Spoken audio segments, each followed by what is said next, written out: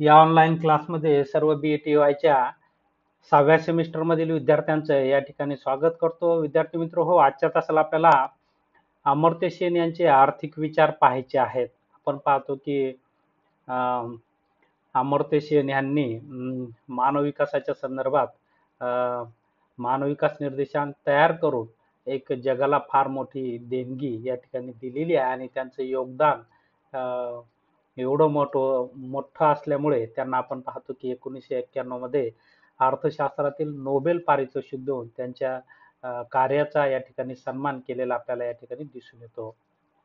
अमर्त्य सेन यांचे मुख्यतः विचार या ठिकाणी आपण पाहतो की कल्याणकारी अर्थशास्त्राशी निगडीत असलेले आपल्याला या ठिकाणी दिसून येतात, की गरिबी दूर करायची असेल, का दारिद्र्य दूर करायचे असेल, तर लोकांच्या क्षमतांचा विकास करून लोकांना संधी निर्माण केली पाहिजे आणि ती संधी आपण पाहतो की त्यासाठी समानतेची संधी या ठिकाणी निर्माण केली पाहिजे.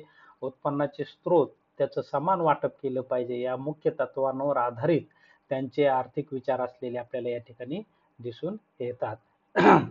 तर कल्याणकारी अर्थशास्त्रीय विचाराला तत्वज्ञानाची जोड देऊन व्यवहारातील आर्थिक समस्या सोडविण्यासाठी विकसनशील राष्ट्रांनी कोणती पावले उचलावीत याचा सखोल अभ्यास त्यांनी केला. आपल्या वेगवेगळ्या ग्रंथातून ज्यामध्ये दारिद्र्य, बेकारी, उपासमार इत्यादी संकल्पनांचे वर्णन आणि त्याचे विश्लेषण, त्याची कारणे आणि त्यावरील उपाययोजना हे त्यांनी मांडलेले आहेत. जगात भारताची कीर्ती वाढवणारे, भारताचे गौरवस्थान असणारे आणि अर्थशास्त्रात भारत पहिले नोबेल पारितोषिक मिळवून देणारे डॉक्टर अमर्त्य सेन या महान व्यक्तीचा जन्म 3 नोव्हेंबर 1933 मध्ये पश्चिम बंगालमधील पश्चिम बंगाल या राज्यात झालेला आपल्याला पश्चिम बंगाल या राज्यातील शांतिनिकेतन मध्ये त्यांचा जन्म 3 नोव्हेंबर 1933 मध्ये झाला. आपण पाहतो की पुढे 53 मध्ये त्यांनी कलकत्ता येथे प्रेसिडेन्सी महाविद्यालयातून पदवी प्राप्त केली. पुढे 1955 मध्ये केम्ब्रिज मध्ये ट्रिनिटी महाविद्यालयातून स्नातकोत्तर पदवी प्राप्त केली. 1956-58 या कालावधीत त्यांनी जाधवपूर विद्यापीठात अर्थशास्त्राचे प्राध्यापक म्हणून नोकरी केली. 1958-63 या काळात ट्रिनिटी महाविद्यालयात फेलो म्हणून काम केले. 1963-71 मध्ये त्यांनी दिल्ली येथे स्कूल ऑफ इकॉनॉमिक्स मध्ये प्रोफेसर म्हणून काम केले. 1971 ते 77 मध्ये त्यांनी लंडन स्कूल ऑफ इकॉनॉमिक्स मध्ये प्राध्यापक म्हणून नोकरी केली. 1977 ते 80 या कालावधीत त्यांनी नफील्ड कॉलेज ऑक्सफर्ड आणि 1980-98 या कालावधीत त्यांनी दर्शन लोमोंट हार्वर्ड येथे प्राध्यापक म्हणून काम केले आहे. 98 मध्ये केम्ब्रिज विद्यापीठातील ट्रिनिटी महाविद्यालयात अर्थशास्त्राचे प्राध्यापक म्हणूनही त्यांनी काम केलेलं आहे. अशा प्रकारे विविध ठिकाणी जागतिक पातळीवर त्यांचं काम करण्याचा त्यांचा अनुभव, त्यांचं वाचन, लिखाण आणि त्यातून त्यांनी केलेलं संशोधन आणि त्या आपण पाहतो की या त्यांच्या कामाचा सन्मान म्हणून या ठिकाणी त्यांना अर्थशास्त्रातलं नोबेल पारितोषिक या ठिकाणी देऊन त्यांचा गौरव केलेला आहे. अशा महान या भारतीय पुत्राचा या ठिकाणी आपल्याला पुत्राचे आर्थिक विचार या ठिकाणी पाहायचे आहेत.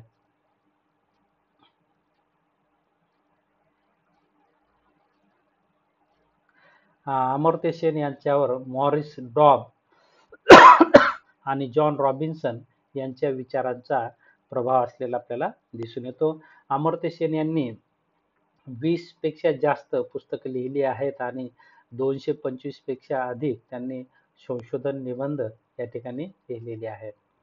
यामध्ये काही महत्त्वाची पुस्तके आणि त्यांचं टायटल या ठिकाणी दिलेलं आहे की अमर्त्य सेन यांनी दारिद्र्य व दुष्काळ अशा प्रकारचं एक पुस्तक लिहिलेलं आहे. त्यानंतर चॉईस ऑफ टेक्निक हे एक पुस्तक लिहिलेलं आहे.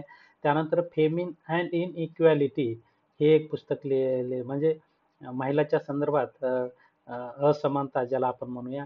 त्यानंतर India economics development and social opportunity हे एक पुस्तक लिहिलेलं आहे. आर्थिक असमानता, दुष्काळ, सुविधा आणि वंचना, उपासमार व सार्वजनिक कृती, विकास व स्वातंत्र्य, त्यानंतर स्वातंत्र्य, विवेकशीलता आणि सामाजिक निवड हे एक पुस्तक लिहिलेलं आहे. विकासविषयक अर्थशास्त्र इत्यादी अशा प्रकारे महत्त्वपूर्ण विषयावर त्यांनी लेखन केलेलं आहे, की हे काही महत्त्वाची पुस्तकं त्यांची असलेली आपल्याला या ठिकाणी दिसून येतात.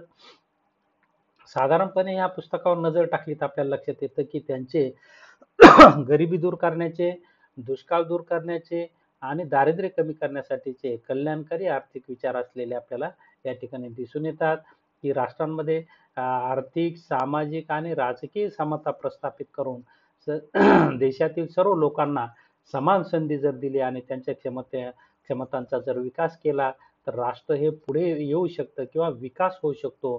तर भारताच्या बाबतीत त्यांनी असा अभ्यास केला, की या गोष्टी भारतात पूर्वी ज्या व्हायला पाहिजे होत्या त्या न झाल्यामुळे भारतात अनेक दुष्काळ पडले. दुष्काळात बरेच माणसं मेल्या गेली. त्यामध्ये सरकार कमी पडलं, सरकारचं नियोजन कमी पडलं. दुष्काळ हे कृत्रिम म्हणजे सरकारी अपयशामुळे लोकांची मनुष्यहानी होते, हे त्यांनी अभ्यासातून सिद्ध केलेलं आहे. आणि म्हणून आपण पाहतो, की त्यांनी असं म्हटलेलं आहे, की सार्वजनिक गोष्टींचं वाटप समान व्हायला पाहिजे, उत्पन्नाच्या स्रोताचं वाटप समान व्हायला पाहिजे, प्रत्येकाला संधी मिळाली पाहिजे आणि सरकारने प्रत्येकाला शिक्षण, आरोग्य आणि सामाजिक न्याय मिळवून दिला पाहिजे. ही विकासाची मुख्य तत्त्वे समोर ठेवून त्यांनी वेगवेगळे विचार, सिद्धांत, संशोधन या ठिकाणी केलेलं आहे आणि त्यामुळे आपण पाहतो की आज पूर्ण जग त्यांच्या विचारांचं अनुकरण करून आपल्या अर्थव्यवस्थेमध्ये त्यांच्या विचारानुसार आर्थिक धोरण आता ठरवण्यात येऊ लागलेलं आहे आणि त्याचा परिणाम म्हणून जगातील विविध राष्ट्रातील दारिद्र्य आता कमी होऊ लागलेलं आहे. कारण त्यांनी राष्ट्राच्या उत्पन्नापेक्षा राष्ट्रातील लोकांना संधी किती मिळते, सरकारी सेवांचा लाभ किती होतो, सरकारची कार्यक्षमता किती आहे, लोकांच्या क्षमतांचा विकास किती होतो, या गोष्टींवर त्यांनी भर देऊन मानव विकास ही संकल्पना मांडलेली आपल्याला दिसून येते. मानवाचा विकास हा सर्वात महत्त्वाचा आहे राष्ट्राच्या विकासाच्या अनुषंगाने. एखाद्या देशात पैसा आहे म्हणून त्या देशाचा विकास झाला असं म्हणता येत नाही. त्या देशातील गरीब जर जनता असेल तर ते राष्ट्र गरीबच असतं. परंतु एखाद्या राष्ट्रात पैसा कमी असला तरी चालतो, परंतु लोकांची कार्यक्षमतेत वाढ झाली असेल, लोकांच्या क्षमतात वाढ झाली असेल, उत्पादक शक्ती त्यांच्यामध्ये वाढली असेल, तर तो खरा विकास. अशा प्रकारचे एक वास्तव विचार मांडण्याचं कार्य अं, अमर्त्य सेन यांनी केलेलं आपल्याला या ठिकाणी दिसून येतं आणि म्हणून त्यांनी दारिद्र्य आणि दुष्काळ आणि त्यांचे सामाजिक कल्याणाचे विचार या ठिकाणी खूप महत्त्वाचे असे वाटतात आणि म्हणून त्यांचं असं मत आहे, की दारिद्र्य कमी करण्यासाठी शासनाने अ, सामाजिक सुरक्षिततेच्या संदर्भात किंवा या ठिकाणी रोजगाराच्या अनुषंगाने किंवा मग समानतेच्या अनुषंगाने, आर्थिक समानतेच्या अनुषंगाने धोरणात्मक निर्णय राबवले पाहिजे. त्या दृष्टीने नेहमी नियोजन केलं पाहिजे आणि त्यातून समाजातील प्रत्येक व्यक्तीला या ठिकाणी व्यक्तीच्या क्षमता विकसित करण्यासाठी त्यांना संधी दिली पाहिजे आणि त्या संधीतून मानव अ, घडून माणसात कौशल्य निर्माण होऊन या ठिकाणी त्याची उत्पादकता वाढेल आणि त्याची उत्पादकता वाढली तर राष्ट्राची उत्पादकता वाढेल आणि राष्ट्राचा विकास घडून येईल. म्हणून राष्ट्राचा विकास म्हणजे मानव विकास, माणसांचा त्या राष्ट्रातील लोकांचा विकास. कारण आपण पाहतो की एखाद्या देशात किती लोकसंख्या आहे त्यापेक्षा त्या देशातील लोकसंख्या किती कौशल्ययुक्त आहे आणि किती हुशार आहे हे महत्त्वाचं असतं आणि म्हणून मेंदूचा विकास झाला पाहिजे. तर ही भूमिका त्यांनी केलेली आहे, की लोकांच्या कौशल्यात वाढ झाली पाहिजे, लोकांच्या विचारांमध्ये बदल झाला पाहिजे, आधुनिक विचार ठेवले पाहिजे, परंपरागत विचारांचा त्याग केला पाहिजे आणि त्यातूनच राष्ट्राची उभारणी होते. अशा प्रकारचा विचार त्यांनी यामध्ये मांडलेला आहे आणि त्यामध्ये सरकारची भूमिका ही खूप महत्त्वाची असते असं त्यांनी म्हटलेलं आहे, की सरकारने नेहमी लोककल्याणकारी योजना, सामाजिक सुरक्षिततेच्या योजना या ठिकाणी आखल्या पाहिजे. जे दुर्बल आहेत त्यांना मदत केली पाहिजे आणि त्यांच्यात मग सबलता निर्माण करून त्यांच्यात कौशल्य निर्माण केलं पाहिजे आणि त्यांची उत्पादकता वाढवली तर या ठिकाणी कार्यशील लोकसंख्या जास्त वाढेल आणि अशी लोकसंख्या ही राष्ट्राच्या विकासात भर पाडते आणि त्यातून मग दारिद्र्य कमी होईल, बेकारी कमी होईल आणि आर्थिक विषमता कमी होऊन राष्ट्राचा विकास समतोल पद्धतीने किंवा एक चांगल्या पद्धतीने होऊ शकतो. अशा प्रकारचा विचार त्यांनी मांडलेला आपल्याला या ठिकाणी दिसून येतो.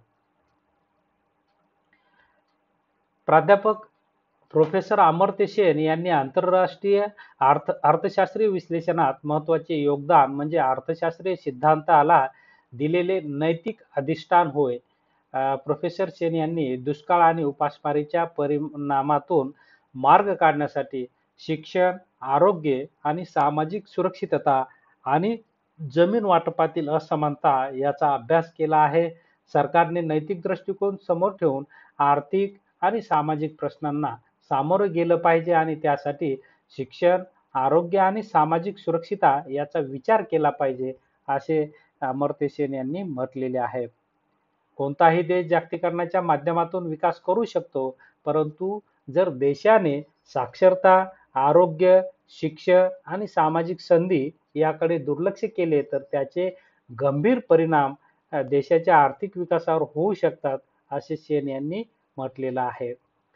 म्हणूनच भारतासारख्या विकसनशील देशांनी जागतिक व्यापारात सहभागी होताना स्वतःच्या देशातील बेकारी, निरक्षरता, आरोग्याची सुविधा, संपत्तीमधील विषमता इत्यादी समस्यांना प्राधान्यक्रमाने सोडवणे आवश्यक आहे, असं सेन यांनी म्हटलेलं आहे. प्रोफेसर सेन म्हणतात, यांच्या मते भारताने स्वातंत्र्योत्तर काळात केलेल्या प्रगतीचा आढावा घेतला आणि सेनच्या मते भारत आर्थिक आणि सामाजिक विकासासाठी राजकीय संघर्षाचा साधन म्हणून उपयोग केला आहे. भारतीय अर्थव्यवस्थेत निर्माण झालेली सामाजिक असमानता हे भारताचे मोठे अपयश आहे. आपण पाहतो की भारतामध्ये मोठ्या प्रमाणात सामाजिक असमानता आहे. जातीभेद असेल, लिंगभेद असेल, असे गरीब श्रीमंतीची भेद असेल, अशा प्रकारचे खूप भेद आहेत. उच्च नीच अशा प्रकारच्या भेदामधून या ठिकाणी मानव विकास आपण पाहतो की कमी आहे आणि मानव विकास कमी असल्यामुळे आपला आर्थिक विकास कमी आहे, असं ते म्हणतात. तर हे भारताचं मोठं अपयश आहे आणि त्याला राजकीय इच्छाशक्तीचा अभाव असल्यामुळे हे निर्माण झालेले आहे, असं त्यांनी म्हटलेलं आहे. त्यांच्या मते भारतामध्ये निरक्षरता, अपुऱ्या आरोग्यविषयक सुविधा, ग्रामीण दारिद्र्य, भूधारणेचा अभाव इत्यादींमुळे विकासात अडथळे निर्माण झाले आहेत. भारतामध्ये लिंगभेदामुळे देखील असमानता वाढीस लागलेली आहे. सेनच्या मते जागतिकीकरणात भांडवलाचे आंतरराष्ट्रीयकरण अटळ बनले आहे. त्याचा परिणाम म्हणून देशात चांगल्या वाईट बाबी येतील. भारताला जर जागतिकीकरणाचा लाभ घ्यायचा असेल तर शिक्षण, आरोग्य आणि सामाजिक कल्याण इत्यादी प्रकारच्या सामाजिक सुरक्षिततेवरील गुंतवणूक वाढविणे महत्त्वाचे आहे. सेनच्या मते भारतामध्ये सम्राट अशोकाच्या काळात निर्धन महिलेच्या विकासासाठी ज्या योजना राबविल्या गेल्या त्या आजही आहेत, परंतु त्या प्रत्यक्षात राबविल्या जात नाहीत. म्हणजे त्याची अंमलबजावणी व्यवस्थित होत नाही. म्हणजे योजना भरपूर आहेत, पण प्रत्यक्ष लोकांना त्याचा लाभ होत नसेल तर त्या योजना कागदावर असून काय उपयोग. म्हणून राजकीय इच्छाशक्ती आणि प्रशासनातील ट्रान्सपरन्सी ज्याला आपण म्हणूया, कार्यतत्परता ही महत्त्वाची असते. त्याशिवाय लोकांना शासनाच्या धोरणांचे लाभ मिळत नाहीत. तर यामध्ये बदल झाला पाहिजे. त्याशिवाय भारताचा विकास होऊ शकत नाही, असं त्यांनी म्हटलेलं आहे. तर अशा प्रकारे अमर्त्य सेन यांनी विकासाच्या बाबतीतले आपले दारिद्र्य, बेकारी, आर्थिक विषमता, सामाजिक न्याय मिळवून देण्याच्या अनुषंगाने आपले विचार मांडलेले या ठिकाणी दिसून येतात. यामध्ये थोडक्यात आपण मानव विकास निर्देशांक काय आहे हे पाहूया. ह्युमन डेव्हलपमेंट इंडेक्स हा मानव विकास निर्देशांक प्रोफेसर अमर्त्य सेन आणि या ठिकाणी महबूब हक यांनी या दोघांनी मिळून मानव विकास निर्देशांक तयार केला आणि जागतिक पातळीवर त्याची अंमलबजावणी आता होत आहे. आणि एखाद्या राष्ट्राचं राष्ट्रीय उत्पन्न जास्त आहे म्हणून ते राष्ट्र विकसित आहे असं म्हणता येत नाही. तर विकसित राष्ट्र तेव्हाच म्हणता येतं की त्या देशातील जनता ही गुणी आहे, जनतेमध्ये गुणवत्ता आहे. तर गुणवत्तेवर आधारित विकास मोजण्याचं म्हणजे मानव विकास निर्देशांक. तर अशा प्रकारे मानव विकास निर्देशांक ही एक फार मोठी देणगी अमर्त्य सेन यांची असलेली आपल्याला या ठिकाणी दिसून येते. आज जगातील सर्व देश आपला आर्थिक विकास साध्य करण्याचा प्रयत्न करत आहे. प्रत्येक देशाचा आर्थिक विकासाचा केंद्रबिंदू मानव असतो. हा विचार सर्वसामान्य आता झाला आहे. देशामध्ये जी आर्थिक, सामाजिक, भौतिक, राजकीय आणि आध्यात्मिक प्रगती केली जाते त्या प्रगतीचा लाभ घेणारा माणूसच असतो. अशी प्रगती मधूनच विकास साध्य होतो. आर्थिक प्रगतीमधून मानवाचा विकास झाला तर आर्थिक प्रगती खऱ्या अर्थाने सार्थ ठरते. एखादे राष्ट्र आर्थिकदृष्ट्या संपन्न असूनही समाजातील तळागाळातील लोक हालाकीचे जीवन जगत असतील तर देशाने केलेली प्रगती ही अर्थशून्य ठरते. म्हणून अशा आर्थिक विकासाची कल्पना ही भ्रामक ठरते. देशाचा आर्थिक विकास हा देशातील लोकसंख्येच्या आकारमानावर अवलंबून नसतो तर त्या देशातील लोकसंख्येच्या गुणवत्तेवर अवलंबून असतो. लोकसंख्या जेवढी सुशिक्षित, प्रशिक्षित, अनुभवी, कार्यक्षम, कुशल आणि दीर्घायुषी असेल, तेवढी लोकसंख्येची गुणवत्ता चांगली असते आणि लोकसंख्येच्या चांगल्या गुणवत्तेवरच मनुष्यबळाचा विकास होऊन आर्थिक विकासाचा वेग वाढविण्यास मदत होते, असं आपल्याला या ठिकाणी म्हणता येईल. यामध्ये संयुक्त राष्ट्राच्या विकास कार्यक्रमांतर्गत सदस्य राष्ट्रांसाठी 1955 पासून दरवर्षी मानव विकास अहवाल प्रसिद्ध केला जातो. प्रत्येक सदस्य राष्ट्राचा विकास निर्देशांक काढून राष्ट्राच्या मानव विकासानुसार क्रमवारी लावली जाते. मानवी साधन संपत्तीचा विकास आणि देशाचा आर्थिक विकास याचा धनात्मक स्वरूपाचा संबंध असतो. पहा, मानव विकास जिथं जास्त आहे तिथं देशाचा आर्थिक विकास घडून येतो. म्हणजे जेवढा जास्त मानव विकास तेवढा जास्त आर्थिक विकास, म्हणजे याच्यामध्ये धनात्मक संबंध आहे, पॉझिटिव्ह रिलेशन असलेलं आपल्याला दिसून येतं. सेन यांनी देखील शिक्षण आणि मानवी भांडवलातील विकास धनात्मक स्वरूपाचा आहे असे प्रतिपादन केले. शिक्षण आणि मानव विकासामध्ये जेवढं शिक्षण जास्त तेवढा मानव विकास जास्त, जेवढं शिक्षण कमी तेवढा मानव विकास कमी. म्हणून शिक्षणाचा प्रचार आणि प्रसार झाला पाहिजे. साधन संपत्तीच्या विकासामुळे आर्थिक विकासाला चालना मिळते असे अमर्त्य सेन यांनी म्हटले आहे. आर्थिक विकास हे मानवी विकासाचे फलन असून आर्थिक विकासाला चालना देण्यासाठी मानवी भांडवलाचा विकास घडवून आणणे आवश्यक ठरते असे म्हटलेलं आहे. 1990 मध्ये संयुक्त राष्ट्र विकास कार्यक्रमामार्फत पहिला मानव विकास अहवाल प्रसिद्ध करण्यात आला. केव्हा? 1990 मध्ये संयुक्त राष्ट्र विकास कार्यक्रम तर्फे पहिला मानव विकास अहवाल या ठिकाणी प्रसिद्ध करण्यात आला.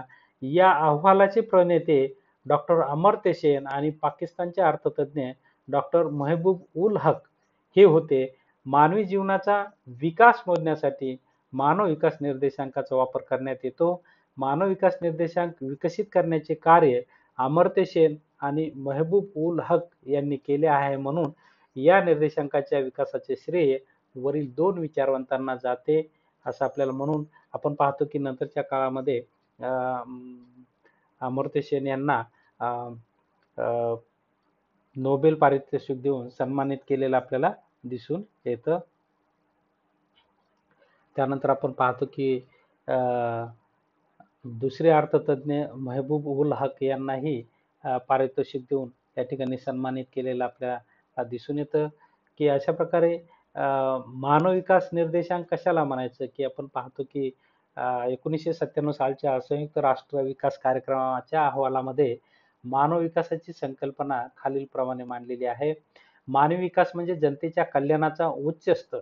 पहा, मानव विकास म्हणजे जनतेच्या कल्याणाचा उच्च स्तर. कल्याण म्हणजे भौतिक कल्याण. भौतिक कल्याण म्हणजे जास्तीत जास्त लोकांच्या गरजा पूर्ण होणे, आणि गरजा पूर्ण केव्हा होतात? जेव्हा लोकांना संधी मिळते, जेव्हा लोकांना रोजगार मिळतो, तेव्हा गरजा पूर्ण होतात. म्हणजे उत्पन्न असेल तर रोजगार असेल तर उत्पन्न येतं, उत्पन्न असेल तर भौतिक गरजा पूर्ण होतात आणि त्यातून भौतिक कल्याण घडून येतं. म्हणजेच मानव विकास म्हणजे जनतेच्या भौतिक कल्याणाचा उच्च स्तर. आणि अशा प्रकारचा रोजगार प्राप्त करण्यासाठी मानवाला शिक्षण मिळालं पाहिजे, कौशल्य प्राप्त झालं पाहिजे आणि त्यातून रोजगार प्राप्ती, रोजगार प्राप्तीतून उत्पन्न प्राप्ती, उत्पन्न प्राप्तीतून गरजांची पूर्तता आणि गरजांच्या पूर्ततेतून भौतिक कल्याण, आणि त्यालाच आपण मानव विकास असं म्हटलो किंवा आर्थिक विकास असंही आपण या ठिकाणी म्हणू शकतो. त्यांच्या निवडीच्या प्रक्रिया विस्तारित करणे हाही त्याचा अर्थ सांगितलेला आहे. की मानवी विकास म्हणजे जनतेच्या कल्याणाचा उच्च स्तर साध्य करून त्यांच्या निवडीच्या प्रक्रिया विस्तारित करणे हाच मानव विकास संकल्पनेचा मुख्य आधार आहे. त्यापैकी मानवाच्या अत्यावश्यक असणाऱ्या निवडी म्हणजे दीर्घ व निरोगी जीवन, ज्ञानाची उपलब्धता, त्यानंतर मानव विकास निर्देशांक हा एक असावा, एक किंवा एकपेक्षा कमी असतो. आपण पाहतो की सध्या नॉर्वे हे राष्ट्र 1 नंबरला आहे. भारताचा क्रमांक आपण पाहतो की यामध्ये 128, 29, 30 या दरम्यानच आपण बरेच वर्ष झालं आपला मानव विकास निर्देशांक असलेला दिसून येतो. तर त्यामध्ये फार मोठ्या प्रमाणात वाढ झालेली आणखी दिसून येत नाही. कारण भारतामध्ये आजही मोठ्या प्रमाणात दारिद्र्य आहे, बेकारी आहे, आर्थिक विषमता आहे आणि मानवी भांडवल हे मागासलेलं आहे. तर त्यामध्ये जोपर्यंत आपण पाहतो की शिक्षण, आरोग्य त्यांच्यामध्ये त्यांना जोपर्यंत संधी, सामाजिक संधी आपण म्हणतो की त्यांना संधी प्राप्त होत नाही, तोपर्यंत या ठिकाणी मानव विकास वाढणार नाही असं आपल्याला या ठिकाणी म्हणता येईल. मानव विकासामध्ये आर्थिक, सामाजिक, राजकीय स्वातंत्र्याचा समावेश असतो. याशिवाय व्यक्तीला नवनिर्माण आणि उत्पादक होण्याच्या संधी उपलब्ध असाव्या लागतात. त्यांना स्वाभिमानाने जगता आलं पाहिजे. मानवी हक्काची त्यांना हमी दिली पाहिजे. UNDPने केलेल्या मानव विकासाची व्याख्या अशा प्रकारे आपल्याला ही एक पाहायची आहे. UNDPच्या मते शिक्षण, आरोग्य आणि उपजीविकेचे साधन या मानवी जीवनाच्या महत्त्वाच्या 3 पैलूसाठी दिलेला लढा आणि त्याची प्रत्यक्षात झालेली पूर्तता यांचा मिलाफ म्हणजे मानव विकास पहा. UNDPने कशाला मानव विकास म्हटलेलं आहे? शिक्षण, आरोग्य आणि उपजीविकेचे साधन या जीवनाच्या महत्त्वाच्या 3 पैलूंसाठी दिलेला लढा आणि त्याची प्रत्यक्षात झालेली पूर्तता याचा मिलाफ म्हणजेच मानव विकास किंवा लोकांना मिळणाऱ्या संधीची व्याप्ती मोठी करण्याची प्रक्रिया म्हणजेच मानव विकास अशा प्रकारच्या वेगवेगळ्या व्याख्या आपल्याला दिसून येतात. मानव विकास आपण पाहतो की UNDP कडून मानव विकासाचा प्रोग्राम तशा प्रकारे आखला जातो. संयुक्त राष्ट्रसंघ विकास कार्यक्रम ज्याला आपण म्हणतो की यांच्याकडून मानव विकास अहवाल दरवर्षी काढला जातो. मानव विकास निर्देशांक काढताना त्यांनी 3 चलाचा या ठिकाणी समावेश करून चल घटकांचा स्वतंत्र निर्देशांक माहिती करून शेवटी या 3 निर्देशांकाची साधी सरासरी काढून देशाचा निर्देशांक काढला जातो. मुख्य निर्देशांक काढताना जे 3 चल घटक या ठिकाणी किंवा निकष घेतलेले आहेत, पॅरामीटर्स ज्याला आपण म्हणूया, ते या ठिकाणी पहिला म्हणजे सरासरी आयुर्मान जे की जन्मापासूनचे गृहीत धरलं जातं. ज्या राष्ट्रात आयुर्मान चांगलं तर त्या राष्ट्राचा हा निर्देशांक जास्त असतो असं ज्यामुळे देशातील लोकांच्या दीर्घ आणि निरोगी जीवनाची कल्पना येते. आपण पाहतो की भारतामध्ये सरकारच्या माध्यमातून, सार्वजनिक आरोग्य व्यवस्थेच्या माध्यमातून असा लोकांना आरोग्यविषयक सुविधा दिल्या जातात. परंतु आपण पाहतो की त्यामध्ये अनेक त्रुटी असल्यामुळे लोकांना वेळेवर आरोग्यविषयक सुविधा मिळत नाहीत. आणि त्याचा परिणाम आपण पाहतो की लोकांना भारतातील लोकांचं या ठिकाणी आयुर्मान कमी असलेलं विकसित राष्ट्राच्या तुलनेत कमी असलेलं दिसून येतं. त्यानंतर शैक्षणिक पातळी आपल्याकडे आपण पाहतो की निरक्षरतेचंही मोठं प्रमाण आहे आणि लोक प्राथमिक शिक्षण जरी सक्तीचं असलं तरी पुढील शिक्षणासाठी आपण पाहतो की खूप मोठ्या प्रमाणात खर्च येतो आणि तो खर्च पेलण्याची शक्ती लोकांमध्ये नसल्यामुळे बरेच लोक शिक्षणापासून वंचित राहतात आणि त्यामुळे भारताचा मानव विकास कमी असलेला आपल्याला दिसून येतो. शैक्षणिक पातळी ही एक महत्त्वाचा त्याचा घटक असलेला आपल्याला त्या ठिकाणी दिसून येतो. शैक्षणिक जनतेला उपलब्ध असणारी ज्ञानाची उपलब्धता, देशाचे साक्षरतेचे प्रमाण 2/3 याला भार देऊन ते समाविष्ट केले आहे. याच चल घटकात देशातील प्राथमिक, माध्यमिक, उच्च शिक्षणातील संयुक्त विद्यार्थ्यांचे पटावरील प्रमाण 1/3 भार देऊन समाविष्ट करण्यात येते आणि त्यानंतर तिसरा चल घटक दरडोई उत्पन्न आहे. दरडोई उत्पन्न कशाला म्हणायचं? एकूण लोकसंख्या भागिले राष्ट्रीय उत्पन्न बरोबर दरडोई उत्पन्न. विकसित राष्ट्राच्या तुलनेत भारताचं दरडोई उत्पन्न फार कमी आहे. राज्यनीय विचार केला तर काही राज्यांचं खूपच कमी आहे. असं त्यामध्ये विषमता दिसून येते. जिल्ह्याचा जर विचार केला तर काही जिल्ह्यांचं खूप कमी दरडोई उत्पन्न असलेलं आपल्याला दिसून येतं. कारण आपण पाहतो की आजही देशामध्ये असमतोल विकास झाला. ग्रामीण भाग मागासलेलाच राहिला. शेती ही निसर्गावर अवलंबून शेतीचं प्रमाण जास्त असल्यामुळे लोकांना आपण पाहतो की शेतकऱ्यांचा जन्म हा कर्जातच होतो आणि कर्जातच शेतकरी मरतो. तर अशा प्रकारची स्थिती भारतात असल्यामुळे भारताचा मानव विकास निर्देशांक वाढत नाही आणि म्हणून देशाचं दरडोई उत्पन्न कमी असल्यामुळे भारताचा मानव विकास निर्देशांक हा कमी असलेला आपल्याला दिसून येतो. देशातील लोकांच्या राहणीमानाची पातळी किंवा जीवनमानाचा दर्जा उंचावण्यासाठी देशाचे उत्पन्न अमेरिकन डॉलरमध्ये मोजले जाते आणि त्या तुलनेत भारताचं दरडोई उत्पन्न फार कमी आहे असं आपल्याला म्हणता येतं. तर अशा प्रकारे मानव विकास निर्देशांकाचे सूत्र किंवा पद्धती या ठिकाणी दिलेली आहे. मानव विकास निर्देशांकाचे मूल्य काढण्यासाठी वरील 3 चल घटकाचे महत्तम व न्यूनतम मूल्य निश्चित केले जाते. UNDP कडून पहा, आयुर्मानाचं मूल्य या ठिकाणी सरासरी आयुर्मानाचं मूल्य या ठिकाणी महत्तम 85 आहे तर न्यूनतम 25 आहे. साक्षरता दर, त्यामध्ये प्रौढ साक्षरता दर 100% तर 0% न्यूनतम मूल्य आहे. संयुक्त पटावरील प्रमाण 100% गृहीत घेतलेले तर न्यूनतम मूल्य 0 गृहीत धरलेलं आहे आणि दरडोई उत्पन्न या ठिकाणी $40,000 ते महत्तम मूल्य तर न्यूनतम मूल्य $100 आहे. तर अशा प्रकारे आपण पाहतो की ही सूत्र पद्धतीनुसार हे निर्देशांकाचे सूत्र आहे. मानव विकास निर्देशांक मूल्य काढण्यासाठी वरील चल घटकाचे मूल्य माहिती करून घेतले जाते आणि त्यासाठी खालील सूत्राचा वापर केला जातो. चल घटकाचे मूल्य बरोबर आहे वास्तव मूल्य वजा न्यूनतम मूल्य, महत्तम मूल्य वजा न्यूनतम मूल्य. तर अशा प्रकारे वास्तव मूल्य वजा न्यूनतम मूल्य भागिले महत्तम मूल्य वजा न्यूनतम मूल्य वरील तिन्ही चल घटकाच्या मूल्याची साधी सरासरी काढण्यासाठी खालील सूत्राचा वापर होतो. मानव विकास निर्देशांकासाठी ही सरासरीचं सूत्र आहे. आयुर्मान अधिक शिक्षण अधिक दरडोई उत्पन्न भागिले जे 3 चल आहेत त्यांची संख्या 3 हे आपल्याला असं या पद्धतीने निर्देशांक काढला जातो. SDI बरोबर P1 अधिक P2 अधिक P3 अपॉन 3 असं आपल्याला या ठिकाणी म्हणता येईल की अशा प्रकारे मानव विकास निर्देशांकाच्या आधारे जगातील विविध देशांचे 3 प्रकारात वर्गीकरण केले जाते. त्यामध्ये उच्च मानव विकास असणारे देश, मध्यम मानव विकास असणारे देश आणि निम्न मानव विकास अशा प्रकारचे 3 प्रकारात मानव विकास निर्देशांकानुसार जगातील राष्ट्रांचं वर्गीकरण केलं जातं. उच्च मानव विकास निर्देशांक मध्ये ज्यांचा मानव विकास निर्देशांक 0.80 पेक्षा जास्त आहे तर असे उच्च मानव विकासामध्ये येतात.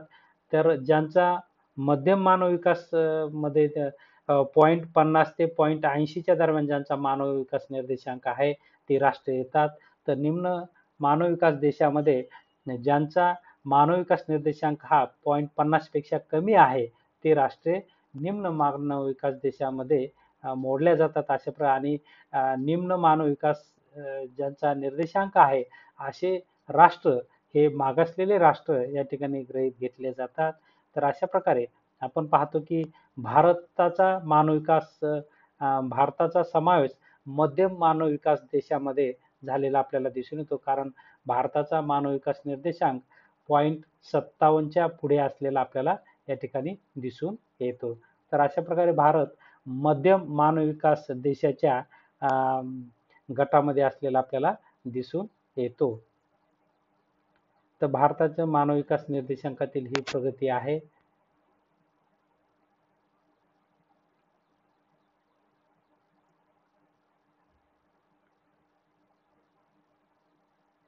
तर या ठिकाणी थांबूया. या तासाला आपण उपलब्ध झाला, शांतपणे ऐकून घेतलं त्याबद्दल आभार व्यक्त करतो आणि थांबतो. धन्यवाद.